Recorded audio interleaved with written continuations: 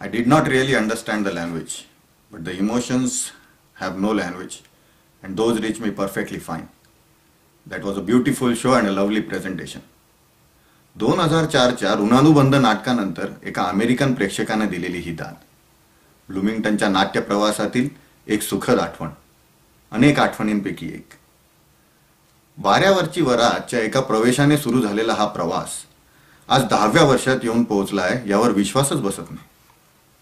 नाटक म्हणजे लेखकाच्या कल्पनेच्या लेखणीतून उभी राहिलेली एक कथा, त्या 100 पानातून लेखकाला मांडायची असलेली कथा प्रत्यक्षात उतरवायची म्हणजे एक चॅलेंजच, तेही अमेरिकेत, जिथे सेट मांडणे आणि नाटकासाठी कलाकार शोधणे दोन्ही कठीण.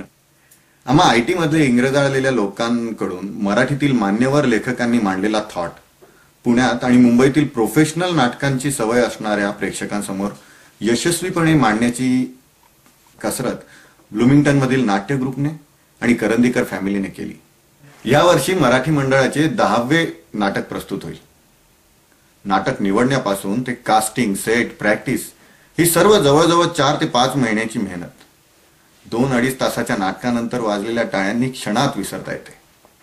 प्रॅक्टिसमध्ये घातलेला गोंधळ, जोडलेले मित्र, गाळलेला घाम आणि क्वचित गाळलेले अश्रू, सगळे आयुष्याच्या पुस्तकात लिहून ठेवाव्या अशा आठवणी ब्लूमिंग्टनच्या मराठी मंडळाने आपल्याला दिल्या आणि आपल्या सर्वांच्या प्रोत्साहनानं आणि प्रेमानं पुढेही देत राहील.